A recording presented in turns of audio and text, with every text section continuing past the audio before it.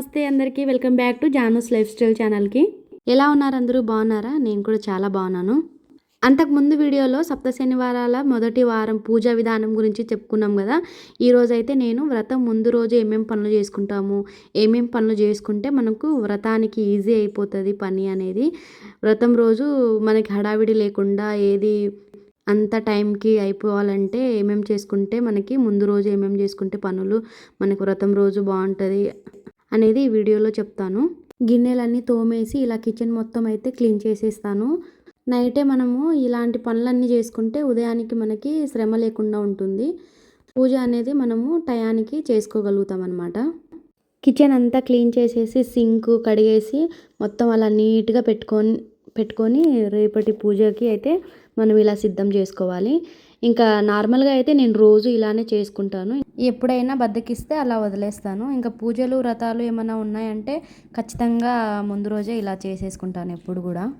Dinner కూడా తొందరగా ముగించుకొని ఇంకా గిన్నెలన్నీ తోమేసి కిచెన్ అంతా క్లీన్ చేసుకుంటే ఇంకా దాని తర్వాత పూజ సామాన్లు కూడా కడుక్కొని పూజ సామాన్లు అన్నీ ఇలా నీట్గా తోమి పెట్టుకుంటే బాగా ఆరిపోతాయి. పొద్దున్న పూజకి వాడుకోవచ్చు పూజకి.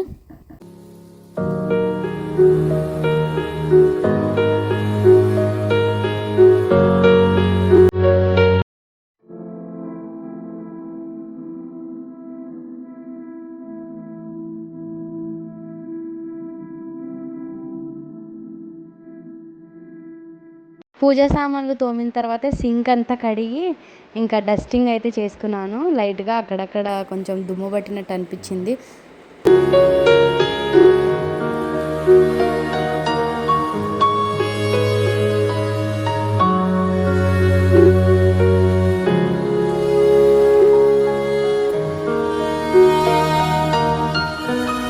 పూజకు కావాల్సినవన్నీ ఒక దగ్గర పెట్టుకోవాలి.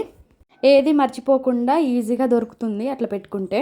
ఇంకా మరుసటి రోజు పూజకైతే లేచి స్నానం చేసుకొని ప్రసాదాలు వండుకొని పూజకైతే కూర్చోవచ్చు అనమాట. అన్నీ ఇలా సిద్ధం చేసుకొని పెట్టుకుంటే.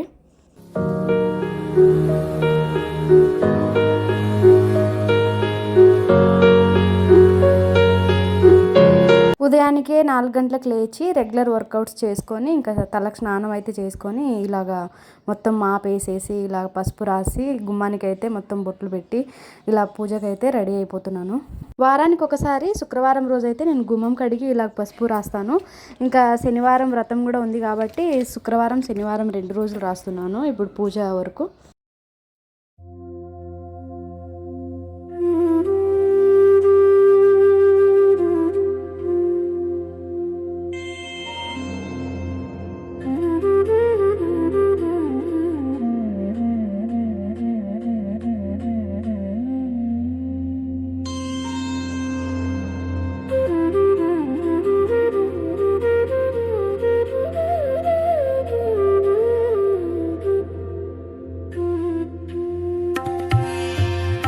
గుమ్మానికి పసుపు రాయడం అయిపోయిన తర్వాత స్వామివారి పటానికి కూడా గంధం రాసి ఇలాగా కుంకుమ బొట్లు అయితే పెట్టుకుంటున్నాను.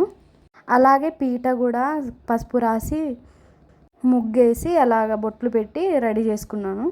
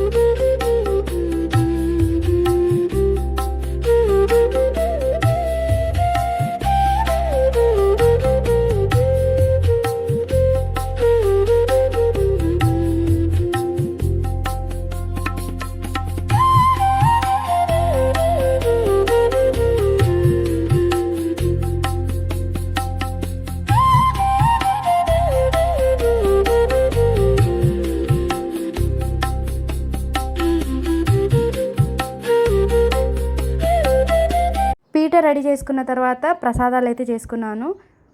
నువ్వుల లడ్డు, పానకం, పిండి దీపాలు కూడా రెడీ చేసుకోవడానికి పిండి తీసుకొని కలుపుతున్నాను అనమాట. పిండి మనకి ఎంత క్వాంటిటీ 7 దీపాలకి ఎంత క్వాంటిటీ కావాలో తీసుకొని దాంట్లో బెల్లం వేసి ఇలా బాగా కలపాలి.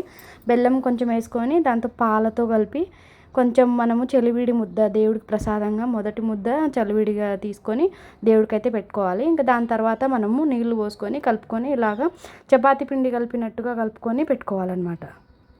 ఒక 10 మినిట్స్ పక్కన పెట్టుకొని తర్వాత దీపాలు చేసుకోవాలి. దీపాలు ఎలా చేసుకోవాలో కూడా చూపిస్తాను. అలాగే ప్రసాదంలోకి పంచామృతాన్ని కూడా చేసుకుంటున్నాను. పంచామృతంలోకి ఏమేమి కావాలో తెలుసు కదా, పాలు, పెరుగు, తేనె, నెయ్యి, పంచదార, అవన్నీ కూడా ఎంత క్వాంటిటీలో మనకు కావాలో అంత వేసుకొని బాగా కలుపుకోవాలి. ప్రసాదాలు చేసిన వెంటనే ఇంకా పిండి దీపాలు కూడా చేసి రెడీగా పెట్టుకుంటున్నాను. పిండి దీపాలు ఏం లేదండి, ఈజీగా చేసుకోవచ్చు. ముందుగా మనము 7 దీపాలకి 7 బాల్స్ లాగా చేసుకొని పెట్టుకోవాలి. ఆ బాల్స్ ఒక్కొక్కటి తీసుకొని ఇలా చేత్తో కూడా ఈజీగా చేసుకోవచ్చు.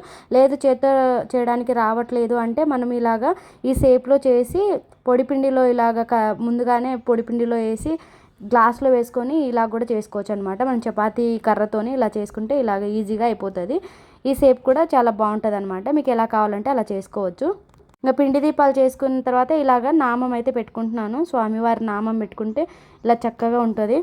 అన్నిటికీ ఇలాగ నామం పెట్టుకొని ఇంకా పూజకైతే అన్నీ ఒక దగ్గర పెట్టుకొని పూజలోకి అయితే కూర్చోవాలి. మళ్ళీ లేవకుండా ఒకేసారి అన్నీ పెట్టుకొని ఒకేసారి ప్రసాదాలు అన్నీ కూడా మనం పూజలోకి ఏమేమి వాడతామో అన్నీ సిద్ధం చేసుకొని కూర్చుంటే పూజలోకి ఎలాంటి ఆటంకాలు లేకుండా ఎలాంటి మధ్యలో లేవకుండా ప్రశాంతంగా అయితే చేసుకుంటాం అనమాట. అన్నీ రెడీ చేసుకున్నాక ముందుగా మనము పిండి దీపాలు ప్రసాదాలు చేయడం అన్నీ అయిపోయాక ఇంకా పసుపు వర్ణం క్లాత్ తీసుకొని కింద పరిచి దాని మీద పీట పెట్టి ఇలాగ 7 గుప్పట్లుగా బియ్యం పోసి దాని మీద అయితే పటం పెట్టుకోవాలి. ఆ వస్త్రం పీట మీద కూడా పరుచుకుంటారు కొంతమంది, లేదంటే కింద కూడా పరుచుకోవచ్చు. ప్రసాదాలన్నీ కింద కూడా పెట్టాలి కాబట్టి నేనైతే కింద పరుచుకున్నాను. అది ఎలాగైనా వేసుకోవచ్చు, మన ఇష్టము. అంతా సిద్ధం చేసుకున్న తర్వాత నేను కూడా కొంచెం జడ వేసుకొని వచ్చి ఇంకా పూజలోకి అయితే కూర్చున్నాను.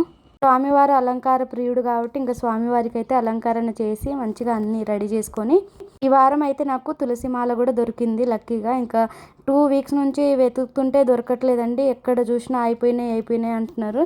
ఇంకా ఈ వారం అయితే నాకు తులసి మాల కూడా దొరికింది. చాలా హ్యాపీగా అనిపించింది. స్వామివారికి అయితే తులసి మాలతో కూడా అలంకరించేసి మొత్తం ఇలా కలశం చెంబు పెట్టుకొని పూజకైతే రెడీ చేసుకొని పెట్టుకున్నాను. పూజ అయితే మొదలు పెట్టేశాను. అంతకుముందు వీడియోలో చెప్పాను కదా పూజ ఎలాగ చేసుకోవాలనేది. మనము టీవీలో కానీ మొబైల్లో కానీ పెట్టుకొని చమనీయాలు అన్నీ కూడా చూసుకుంటూ మనం ఎలా చేయాలనేది వాళ్ళు మంత్రాలు చదువుతుంటారు కదా, మనం మామ అనుకుంటూ చేసుకోవడమే అండి. చాలా ఈజీగా చేసుకోవచ్చు, అంతే.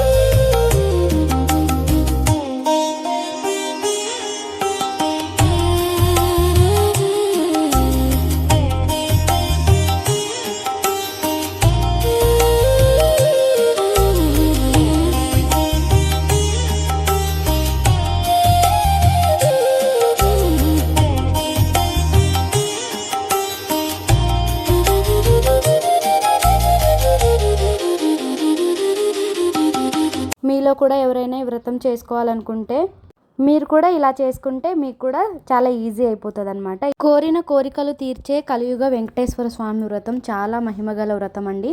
చాలా ప్రసిద్ధిగాంచిన వ్రతం. పూర్వకాలం నుంచి కూడా చాలా మంది ఆచరించి వారికి కలిగిన ఫలితాలను కూడా చెప్పడం జరిగింది. మీరు కూడా ఈ వ్రతాన్ని ఆచరించి మీ కోరికలను తీర్చుకోండి.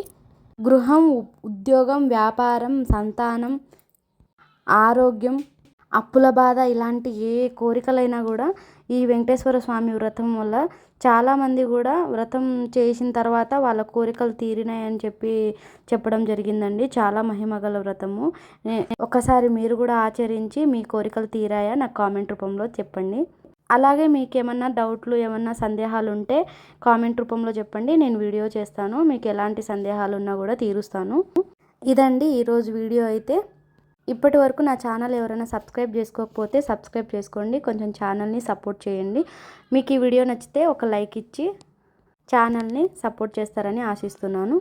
మరో మంచి వీడియోలో కలుద్దాం. అంతవరకు బాయ్ బాయ్.